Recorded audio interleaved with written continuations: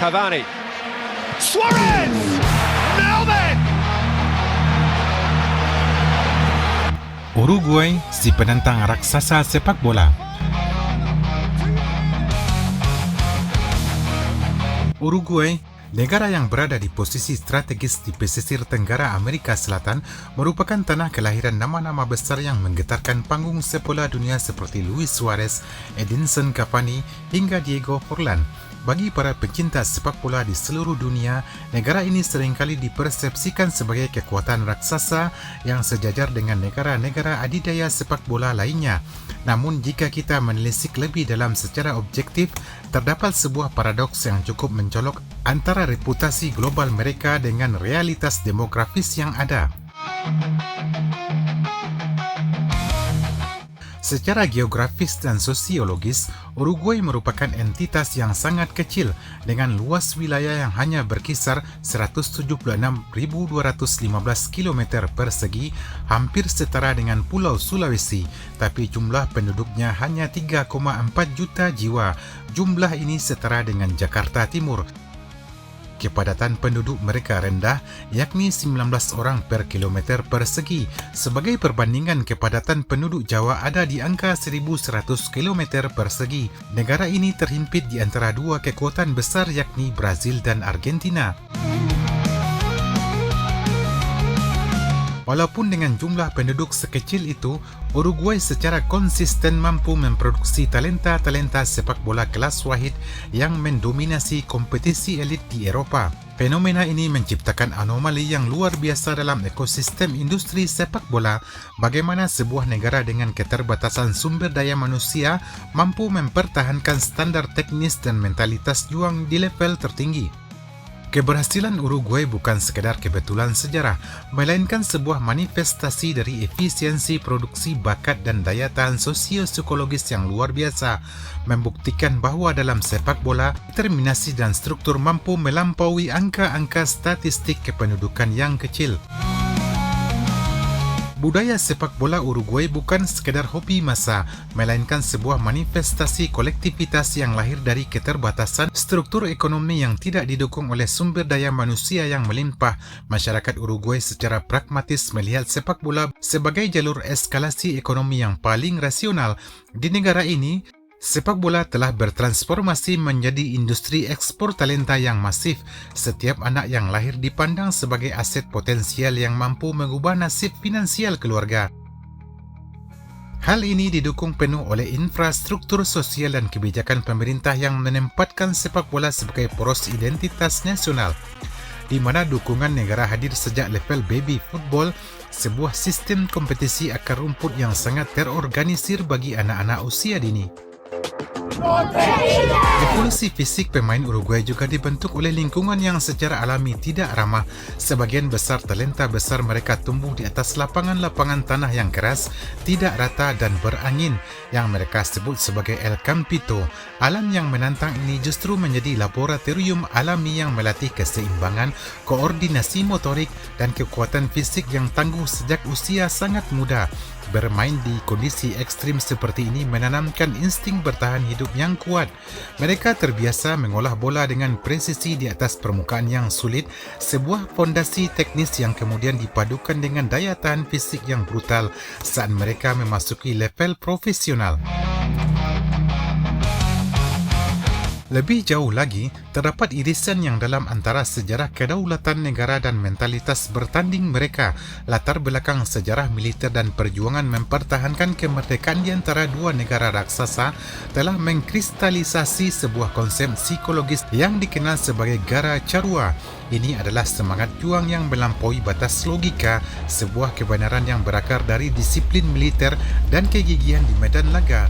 Bagi pemain Uruguay, lapangan hijau adalah medan pertempuran modern di mana prinsip-prinsip pertahanan yang solid, disiplin posisi, dan pengorbanan kolektif yang lazim ditemukan dalam doktrin militer yang diterapkan secara kaku. Inilah yang menjelaskan mengapa mereka tidak pernah gentar menghadapi lawan dengan nama besar.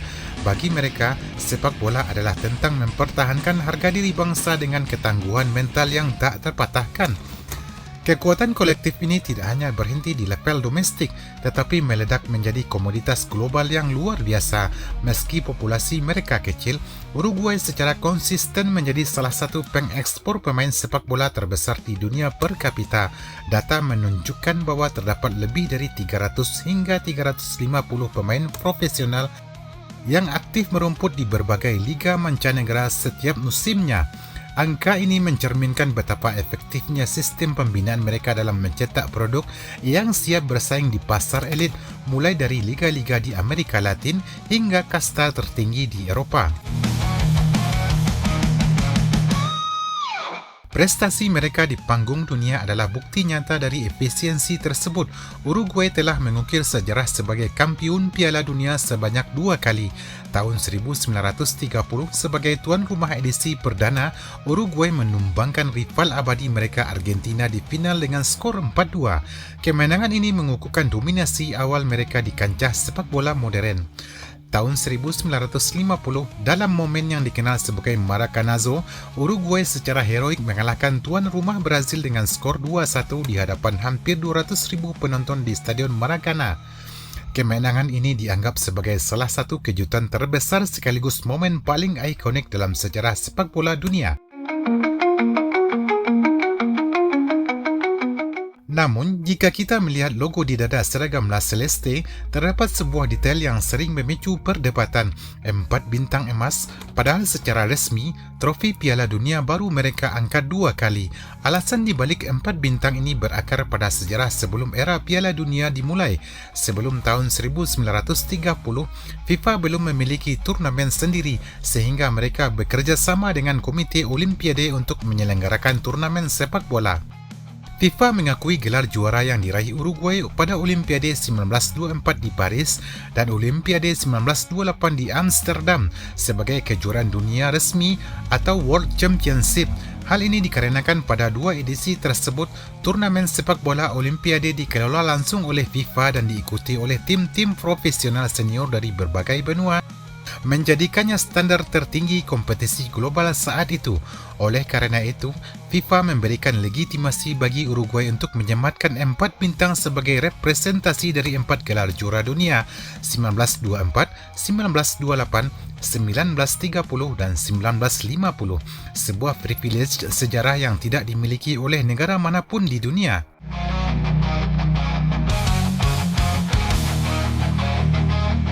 Di balik kegemilangan di panggung dunia, terdapat fondasi sosiologis yang sangat kuat di level akar rumput yang dikenal sebagai sistem baby football. Ini bukan sekedar kompetisi anak-anak biasa, melainkan urat nadi yang menghubungkan identitas nasional dengan struktur keluarga. Di bawah naungan ONFI, sistem ini melibatkan lebih dari 60.000 anak, angka yang fantastis jika dibandingkan total populasi mereka. Anak-anak ini berkompetisi di ratusan klub kecil yang tersebar di setiap sudut kota dan desa. Sistem ini merepresentasikan kolektivitas murni masyarakat Uruguay. Berbeda dengan akademi modern di Eropa yang bersifat korporat, klub-klub akar rumput di Uruguay dikelola secara gotong royong oleh komunitas setempat. Rasa memiliki muncul karena para orang tua, tetangga dan sukarelawan terlibat langsung dalam setiap aspek, mulai dari membangun pagar lapangan, mencuci seragam, hingga menggalang dana melalui penjualan makanan di hari pertandingan. Di sini, sepak bola bukan lagi sekedar tontonan, melainkan tanggung jawab moral kolektif untuk memastikan generasi berikutnya memiliki wadah untuk berkembang. Keterlibatan komunitas ini menciptakan lingkungan yang penuh dengan akuntabilitas sosial. Seorang pemain muda di Uruguay tidak hanya bertanggung jawab kepada pelatihnya, tetapi juga kepada seluruh lingkungan rumahnya.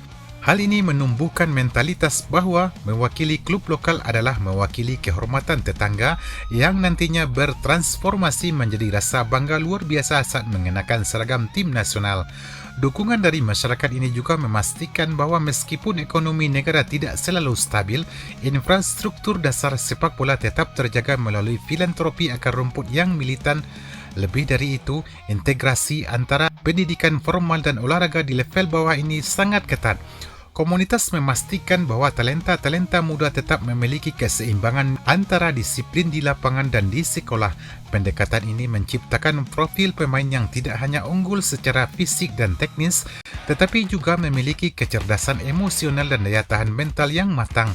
Inilah yang menjelaskan mengapa pemain Uruguay dikenal memiliki loyalitas dan dedikasi yang sangat tinggi. Mereka sadar bahwa di setiap langkah mereka ada keringat dan harapan dari sebuah komunitas kecil yang telah mendukung mereka sejak langkah pertama mereka di lapangan tanah. Manifestasi dari seluruh latar belakang sosio-psikologis tersebut berpuncak pada satu doktrin yang mereka pegang teguh di atas lapangan, Gara Charrua.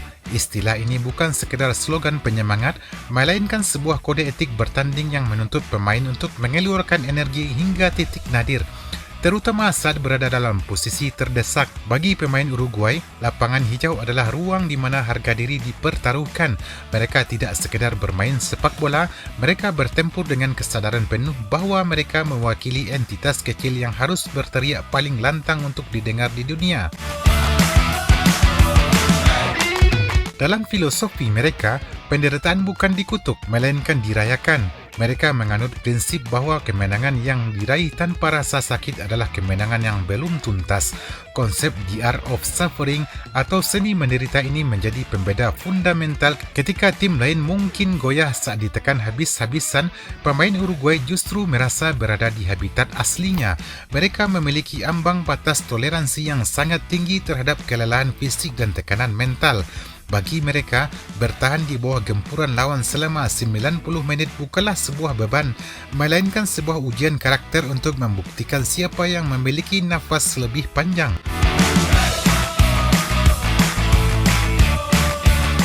Kekuatan mental ini ditempa melalui standar disiplin yang sangat keras, yang seringkali melampaui batas kewajaran atlet profesional pada umumnya. Sejak usia dini mereka dididik untuk tidak mencari alasan atas kegagalan, baik itu karena lapangan yang buruk, cuaca yang ekstrim, atau lawan yang lebih kaya secara sumber daya. Mentalitas ini membuat mereka sangat adaptif dimanapun mereka bermain, baik di stadion megah Eropah maupun di atmosfer panas Amerika Latin. Intensitas yang mereka berikan tetap sama. Mereka menempa diri mereka dengan keyakinan bahwa bakat mungkin bisa membawa seseorang ke level elit, namun hanya ketangguhan yang mampu menjaga mereka tetap berada di sana. Prinsip ini menciptakan sebuah identitas yang unik dalam taktik sepak bola modern. Di saat sepak bola industri mulai bergerak ke arah estetika dan sirkulasi bola yang cantik, Uruguay tetap konsisten mempertahankan nilai-nilai fundamental, organisasi pertahanan yang sangat rapat, transisi yang mematikan, dan keberanian untuk melakukan kontak fisik yang brutal jika diperlukan. Mereka sadar bahwa untuk menaklukkan raksasa, mereka harus menjadi tim yang paling sulit dikalahkan secara mental. Bagi seorang pemain Uruguay, tidak ada kehormatan yang lebih tinggi daripada meninggalkan lapangan dengan seragam yang basah oleh keringat dan noda tanah sebagai bukti bahwa mereka telah memberikan segalanya untuk setiap jengkal tanah yang mereka pertahankan. Alasan inilah yang membuat tim-tim besar terutama kekuatan mapan dari Eropah wajib membekali diri dengan ketangguhan mental yang luar biasa saat berhadapan dengan Uruguay. Di atas kertas, tim-tim Eropah mungkin unggul dalam hal nilai pasar pemain, kemewahan fasilitas, hingga kecanggihan skema taktis yang matematis. Namun saat peluit dibunyikan, semua keunggulan administratif itu seringkali luntur di hadapan identitas psikologis yang dibawa oleh pemain Uruguay. Menghadapi Uruguay bukan sekadar menghadapi 11 pemain di lapangan, melainkan menghadapi sebuah sistem yang dirancang untuk mematahkan ritme dan menghancurkan kenyamanan lawan. Berikut adalah beberapa faktor mengapa mentalitas menjadi syarat mutlak bagi lawan mereka. Provokasi dalam ketahanan. Uruguay memiliki kemampuan unik untuk membuat lawan merasa frustasi. Mereka nyaman ditekan, mereka menikmati setiap blok defensif, dan mereka merayakan keberhasilan mengagalkan serangan lawan seolah-olah itu adalah sebuah gol. Bagi tim Eropah yang terbiasa dengan dominasi penguasaan bola, kebuntuan ini bisa menjadi racun mental yang memicu kecerobohan. Efisiensi dalam kekacauan. Saat tim lawan mulai kehilangan fokus kerana frustasi, Uruguay akan menyerang dengan presisi yang mematikan. Mereka tidak butuh banyak peluang, satu momen transisi yang lahir dari kegigihan memenangkan bola sudah cukup untuk menghukum kelalaian lawan. Aura sejarah dan identitas. Ada beban psikologis tersendiri saat melihat 4 bintang di dada lawan yang berasal dari negara kecil. Hal ini menciptakan tekanan bawah sadar bagi tim besar bahawa mereka tidak boleh kalah dari negara dengan jumlah penduduk yang jauh lebih sedikit. Sementara Uruguay, posisi underdog adalah bahan bakar utama mereka. Oleh kerana itu, bagi tim-tim elit dunia, melawan Uruguay adalah ujian karakter yang sesungguhnya. Tanpa persiapan mental untuk menderita bersama mereka, tim sehebat apapun akan mudah terseret ke dalam perang urat saraf yang hampir selalu dimenangkan oleh para penganut gara Charrua. Di arena ini, estetika sepak bola seringkali harus menyerah pada determinasi murni dan keberanian untuk bertarung hingga detik terakhir.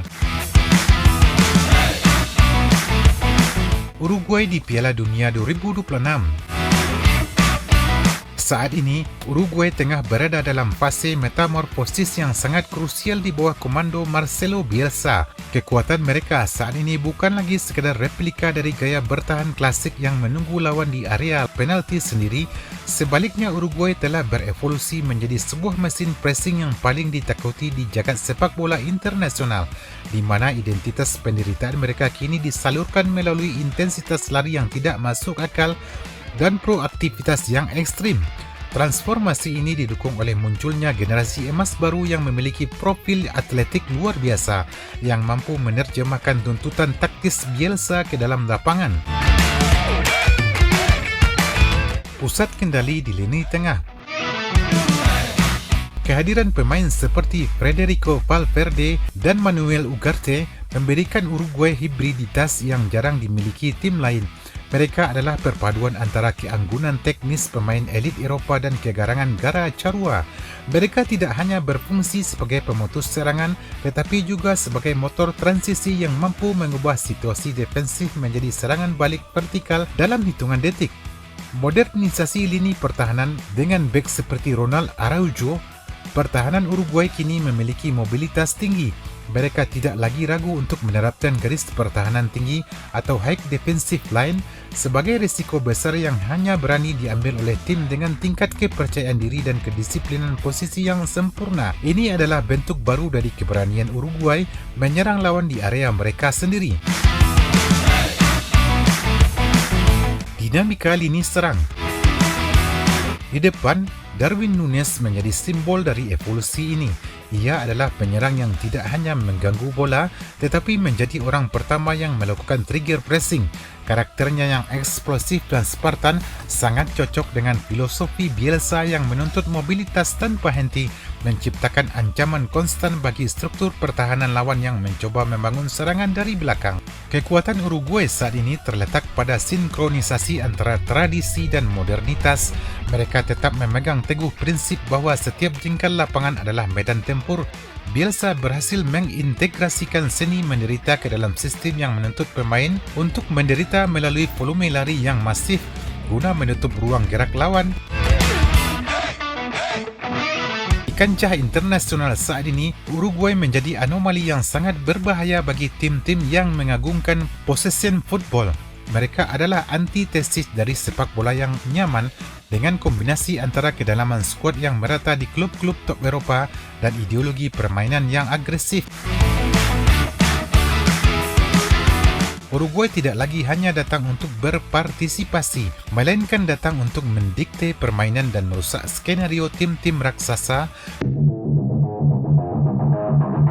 Mereka telah membuktikan bahawa keterbatasan populasi bukanlah penghalang untuk menciptakan sebuah unit tempur modern yang mampu mendominasi lanskap sepak bola global melalui efisiensi kolektif dan militansi taktis.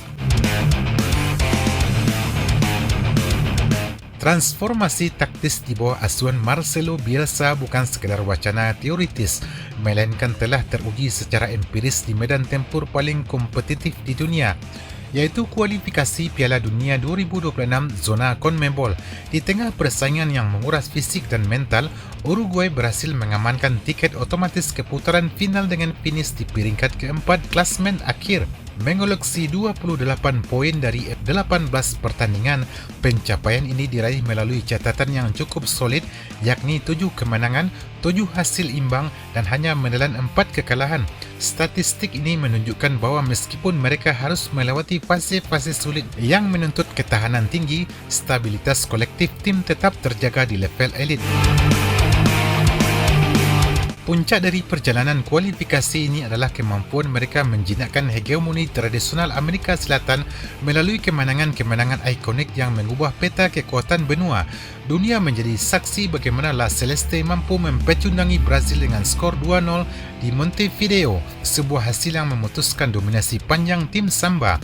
Tidak berhenti di situ, intensitas pressing tinggi yang diterapkan Bielsa kembali memakan korban saat mereka bertamu ke markas Argentina. Di La Bombonera, Uruguay memaksa sang juara dunia bertekuk lutut dengan skor 2-0. Efektivitas pertahanan menjadi fondasi utama dalam keberhasilan ini, di mana Uruguay hanya kebobolan 12 gol sepanjang 18 laga kualifikasi, sebuah angka yang menempatkan mereka sebagai salah satu lini belakang paling kokoh di Amerika Selatan. Keampuhan untuk tetap solid di bawah tekanan ini kemudian diuji lebih lanjut dalam rangkaian laga uji coba internasional sebagai simulasi menghadapi kekuatan global.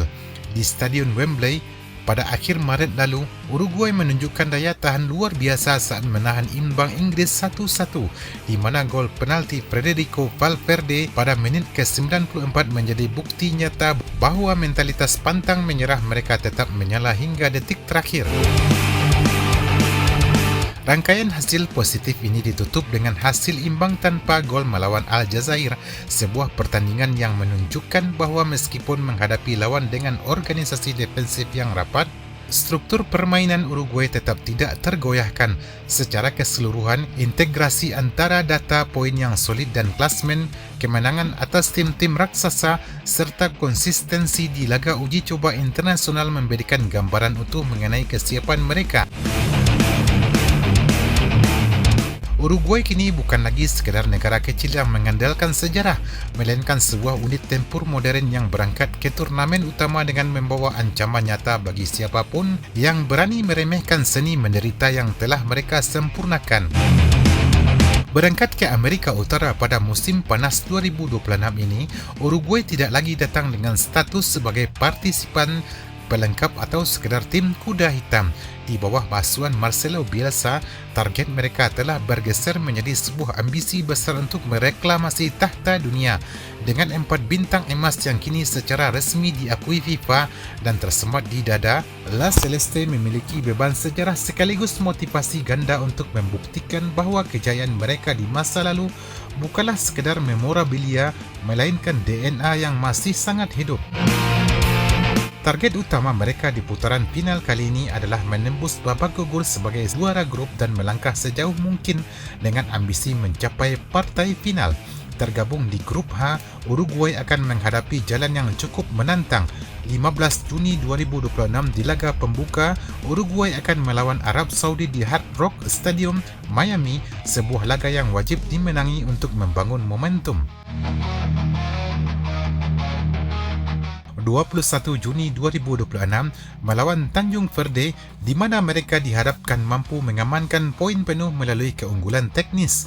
26 Juni 2026 menutup fase grup dengan duel elit melawan Spanyol di Guadalajara, sebuah pertandingan yang diprediksi akan menjadi penentu siapa yang layak menyandang status juara grup.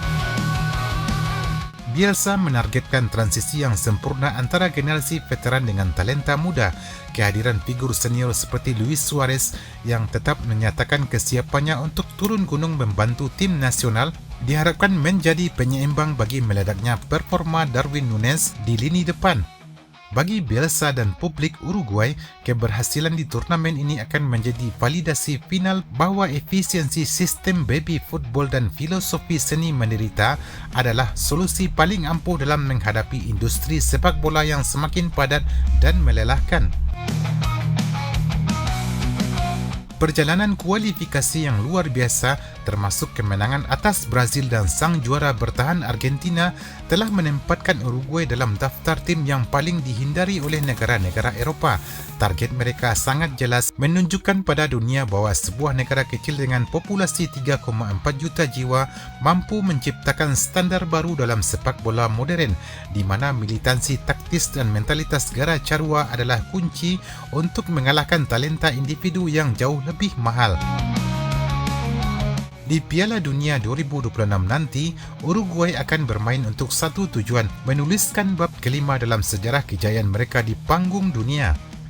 Uruguay kini berada di ambang sejarah, menatap cakrawala Amerika Utara dengan satu ambisi yang telah membakar batin mereka selama hampir 80 tahun sejak guncangan hebat di Maracana pada tahun 1950.